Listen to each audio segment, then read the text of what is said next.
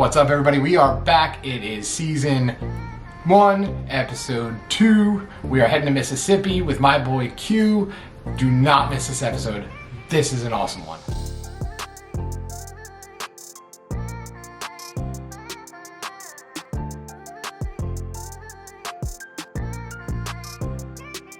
Boom, got it. There we are.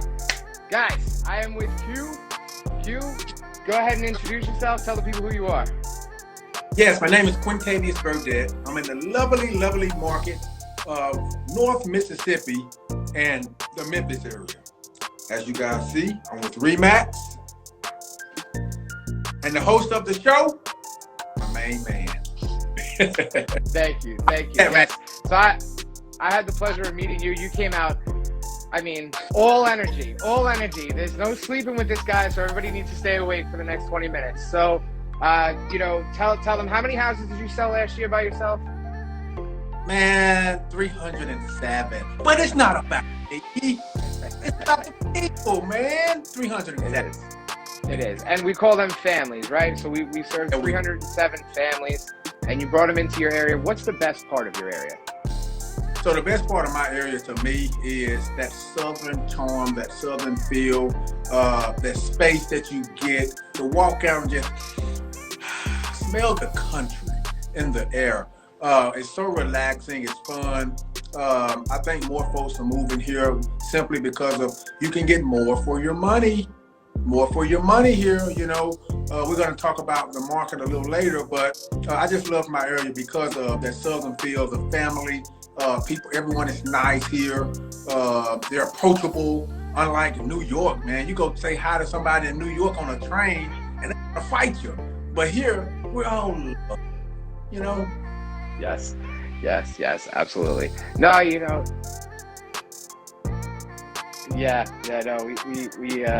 We definitely have a little bit of roughness and gruffness. I'm gonna blame it on the cold weather. Like today, it was like 19 degrees out today. It was tough, man. I'm not gonna lie. So I think the weather has a lot to do with it. It's hard to be in a great mood when it's this cold. So you gotta excuse New Yorkers sometimes. We can be a little grumpy because of the weather. So what are some of the things that people can expect? They're moving into your area.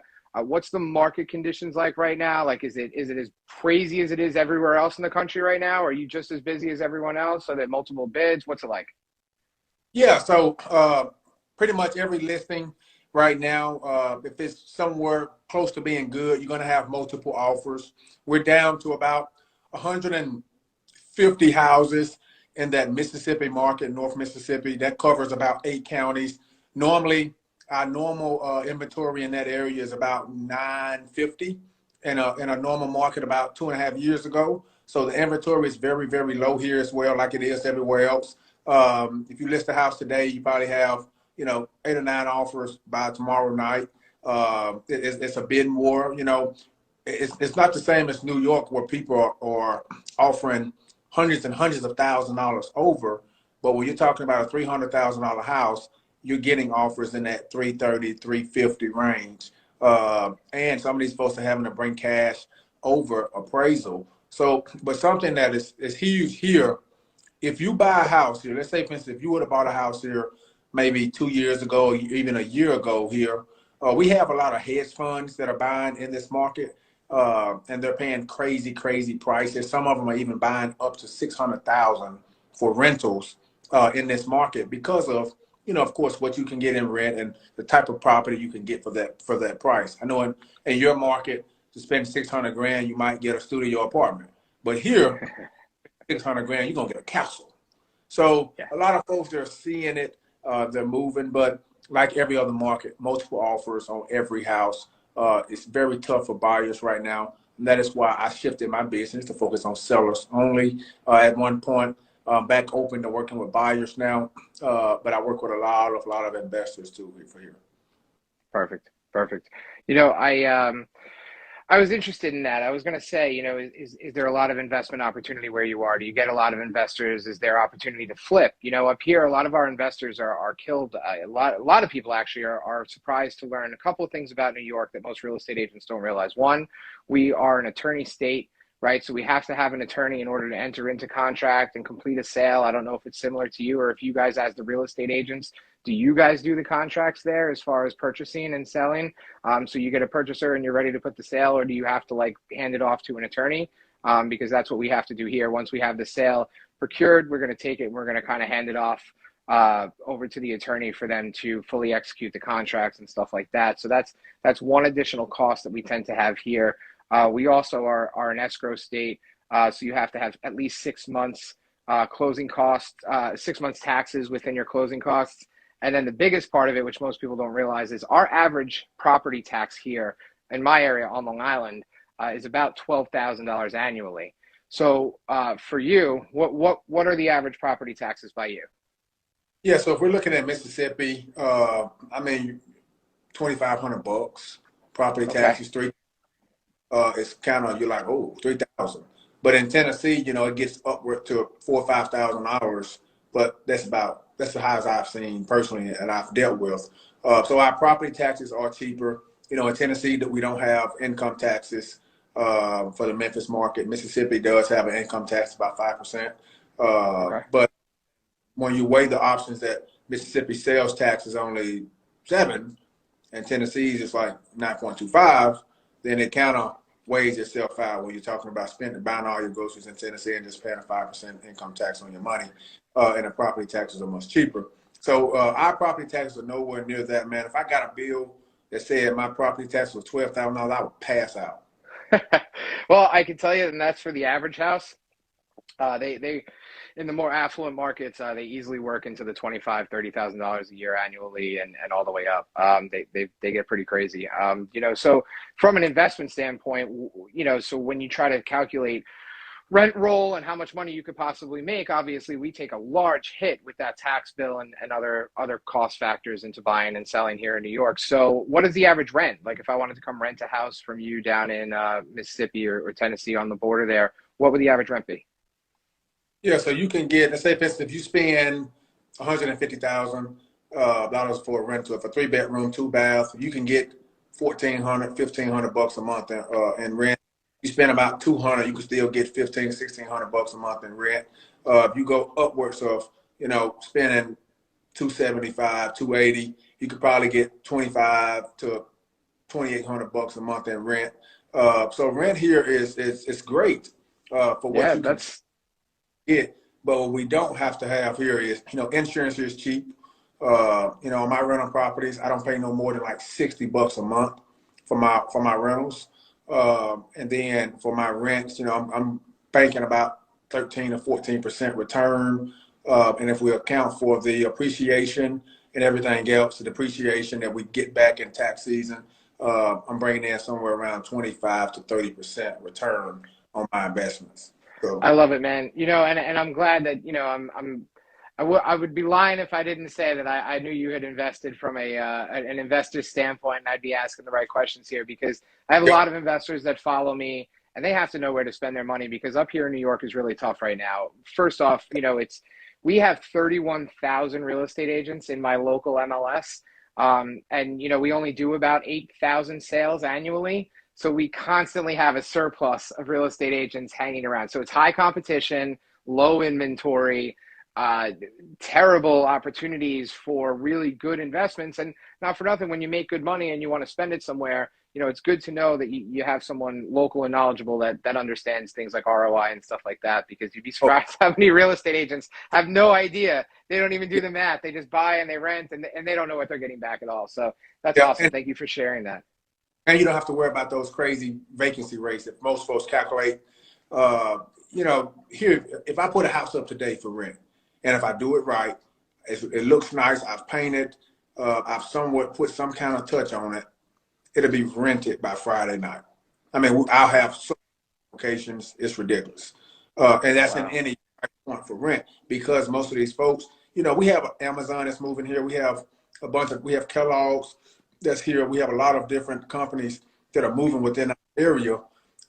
And these folks need places to stay. Not all of them are at the military base. Some of these folks are renting. So it's an awesome place if someone's looking to make a great, decent return of the money, to put the money here. I'm glad you bring that up because that was actually about to be my next question. So that's an awesome segue for us. What, people here in New York, we get our comfort zones, we get our stores, we get our local, mom and pops, which I think, Southern charm and mom and pops are a lot better than some of the places up here in New York. So I don't think they have to worry about that. But if they like, let's say they love their Starbucks coffee and stuff like that, and everyone always says, "Oh my gosh, if I move out into the middle of the country where they don't have my Starbucks, I'm not going to be able to live." Do you have the local chains as well as the mix of mom and pops that are in an average driving distance that wouldn't take you a day and a half to get there? Because I think that's the local conception when people leave New York, like they're going to have to drive a day to get Starbucks. Come on, man. we have we have Starbucks, Dunkin' Donuts. We have anything that y'all have. We don't have all the pizza places, but all the big chains, we have it. Within 10 minutes, you can get to a store. You can come to my office, and it's a Starbucks right across the street. So if you want Starbucks, we can get you Starbucks, 100%. Perfect. So when you go to look for houses with Q, you're going to get your Starbucks first. You're not going to have to worry about feeling out of your element. Awesome. So what's the type of house, average price point? I just know from speaking with you before, you have a pretty sweet spot that you tend to stay within as far as your price point that you go. But that's about the average, right? You would say that's the most amount of popularity of people buying is probably within that price range. What is that price range that people could probably expect to go out and spend with you? Say they come down and they're looking for a 3-bedroom ranch, 1-level house, right? Retired couple from here in New York doesn't want to do stairs anymore. They want to come down, see you. What could they expect to spend on that house? And what would it look like? How much acreage would they get? So glad that you asked. And this is one of my new listings that's going to hit the market this week, and it's a sweet one. Tell us. 2 baths, 2-car garage, 2.3 acres for $250. $250. You get more for your money in Mississippi. Come on. Okay. All right. I like it. So $250 gets you 3 beds, right? 2 is baths. it updated? 2 beds? Oh, it's updated. I wanted to buy it myself. I'm in the process of selling my house. So I'm looking for a new house to buy. And man, it's tough out there. I'm going to tell you, I feel the pain of these buyers. I'm buying with cash. And it's tough for me. So I know it's man. For the person that's getting the loan. So everybody out there that's buying a house right now that's getting a loan, I'm going to say a prayer for you. I know your pain. I know what you're going through. But let me tell you, you be patient. You pick up the phone and you call me and I'll find you an off-market property. Guaranteed. But anyway, answer that question. But you can get something under $250. You can get something in the 180s that fits that. Normally, my sweet spot is 300 and less because my thinking is I can sell 2 300s before one person can sell 1 600, or I can sell 2 150s before this person can sell 1 300. So I try to stay within my means of, hey, boom, point on it, it's gone and done. But, we have real estate that's more expensive here. But I'm telling you, if you're going to spend 600 grand here, like I said, you're going to get a castle. Like you're going to have more house to deal with. It's good. It's good to know. And the average price point here on Long Island, if you're looking for like a 5-bedroom ranch, that's going to start around $450 and up. That's our average price point for houses. Ranch. For 3, I just sold a 3-bedroom, 1-bathroom ranch, no basement, on a 1/2 acre of property. We got $429. I can't give the address out yet because it didn't close. But all you people in New York that's going to watch this or listen to this, listen to me clearly. The taxes are here. The people are not here. Yeah. And the real estate is more affordable. So what I think they should do is cash out on that $450. They come see Q and they buy 1 rental property to pay for the other house that they're buying. How's that sound? I do you one better. They buy 2 rental properties and they let those 2 pay for this house and 1 vacation house. How about that? I love it, man. I love it. We're going to do right by them. They're going to do right by them. Absolutely. Absolutely. So we know the rental market. We got a good idea of that. You know what you're going to spend as far as the 3. So if they're trying to make the decision between Tennessee and Mississippi, can you help them with that? Can you tell them, hey, look, this one's got this one's got that? Obviously I kind of had an idea that you did both markets. I just didn't realize how much of both markets you actually did. So tell them why do you work both? they're so close and similar. It's crazy. It's all about preference on which side of the line that you really want to be on. Once again, Tennessee does not have an income tax. Mississippi does. Tennessee property taxes are normally higher than Mississippi. You normally will get more land in Mississippi with your properties. The prices are a little lower in Mississippi. The drive is a bunch sweeter. The traffic isn't as bad. But, you know, you have all the big time restaurants in both places, Mississippi, Tennessee. Tennessee has the malls. Mississippi has the Tangler outlet. So it's just little stuff like that, the differences. What I tell people is this. We'll look at both and you decide. Let's absolutely do both and you decide which one makes you feel more at home. Because there's a country part of Tennessee and there's a city part of Mississippi. But when you're in the South, all of it feel country, baby. I love it, man. I love it. So if someone's going to come out and they're going to start looking, what's the first step they should take? As you said before, the market's a little crazy. So if we're going to prepare the buyers, and I'm going to send them down to you, obviously they call me when they're ready to sell the house up here in New York, right? And then when they come down there, they're going to call you. But what should they do prepared? Obviously, I want them to be, you know, cash ready as best as possible, but their house might be up in contract here. So what can they do to better prepare for their meeting with you and the first trip out to go look at houses? And how do they win that bid? What can they do to ready themselves for it? Yeah, so like I tell everyone, let's make sure the financing is in place. Let's make sure we understand what's going on with the market where you are. So when we're putting these offers in, are we making contingencies or are we not? Nowadays, contingencies aren't winning in most cases. Some cases they might. But I would say just come with an open mind of understanding. The first thing we would do is sit down in my office. We'll go over the market. You'll tell me exactly what it is that you're looking for. We'll go through the prices. And I say, hey, for a house this size, this acres, are you fine with paying $15,000, $20,000, $30,000 more?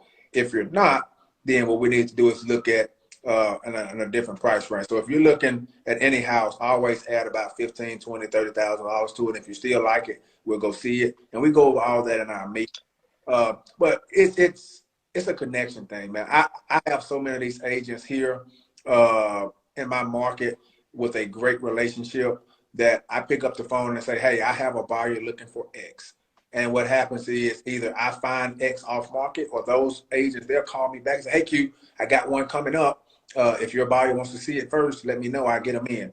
We'll do a pocket listing. So I have that ability and I have those conversations with those agents all the time. What I would say, once again, just when you send them to me, tell them to be prepared to move because I will find them property. Absolutely. One thing I know about Q is he does not take long to get the job done. The man moves very fast, not because he's trying to rush you, but because he's trying to save the deal for you. Wasting time, gets lost houses. Same thing goes up here in New York. The best thing that you can know about New Yorkers is we tend to just move a little faster than most people anyway when it comes to certain things. So we don't like to waste time. We move pretty quickly, so that'll work well for you. So I found out actually in interviewing Daniel Edwards over in Remax of North Carolina that they do it a little differently too when they're bidding on a house. And I was wondering if in the process of buying a house in Mississippi, does it work any similarly? Because I was shocked to find out, and it makes so much sense, but we don't do it this way here in New York. We don't have any good faith money, any earnest money deposits. We have none of that here. So really the only money that our buyers put down is their down payment at contract, which is a portion of the down payment. So if they're putting down 5%, they might put down 2.5% at contract and the other 2.5% at closing. So when they come to buy a house with you, so that they're not caught off guard, because they would have been shocked had they got to North Carolina with Danielle and found out that they had to do all this stuff. What do they need money-wise? What would you expect from them? What kind of down payment do they do? Do they give it to you, Q? Are they giving you a check and saying, hey, here's my earnest money deposit? What's the process? Great question. So here in our market, the earnest money is about 1% of whatever the purchase price is. In most cases, you can get by with putting down $1,000 for earnest money. But in Mississippi and Tennessee, you have to put up earnest money for a contract to be binding. But always remember, the more earnest money you put down, the more likely your chances are to actually appeal to that seller. So when you come to me, we sit down. If you're buying a $300,000 house, we might put up $1,500 in earnest money. Then your next cost will be your inspection Always, tell my clients to get an inspection done. I don't care if the house is brand new. Get your inspection. I like that. I like that. Yeah. And if you have an appraisal, the lender charges you about $500. So I tell folks all the time, if you got $5,000, you'll be okay. And everything else you need to talk to the lender about, and they'll tell you how much your down payment is, your closing costs, and they'll get you those numbers. And that money isn't due until the day of closing. I like that. So the good faith deposit, does that get applied towards the closing costs or the down payment? It does. Okay. So all right. Put up $100, you got $1,500 at closing. Okay. Yeah. So the way it works in North Carolina, and I was shocked to find this out, is on top of their down payment, they put up a certain amount of money. And that amount of money, if you back out for any reason within 3 weeks' time, that money's gone. Right. And that money, all right, is how the people are winning the bid. So it's almost like a side bet. I don't know if you gamble at all, but it's like a side bet on the actual bet. So you're betting that you're going to get the house with your down payment and your terms, but then you place a side bet and you're like, well, I'm willing to gamble $13,000 and I'm not going to walk away. And let's say for whatever reason, you get sick, you lose your job, you're not transferring there anymore, and you pull out, that seller keeps that $13,000 for you, like basically wasting their time for 3 weeks. And that, I have never heard of anything like that. So they don't expect that coming to you though. No. Okay, no. Good. So works a lot similarly to New York then in that way. I market. Okay. I like it. I like it. I like it. So is there anything else you want to leave the people with as far as it goes? Did we not cover anything that you want to throw out there? No, I think we covered everything. Like I say, I'm happy to help you guys in this market. If you have any further questions, please send me a message or get with my guy here. He'll get you in contact with me. Absolutely. Place to be. I see a lot of people moving from New York, from California, from Florida, just moving into this area because of they see what they can get for their money. So if you guys want to be in the South, you're sick of being on lockdown in New York, come on to the South. We'll take care. That's it, guys. This is another episode of Moving Out. This is my man Q. If you guys have anything you need, reach out to me, reach out to him. He is the easiest person to talk to. If you can't tell already, you can just slide right into his DMs on Instagram. He'll answer you right back in seconds. He works hard and he loves people. So by all means, please reach out to both of us. We look forward to seeing you guys next time. Have a great day. Peace. Later, Q. Peace, man. See you later. Thanks, guys. Thanks, everyone who joined.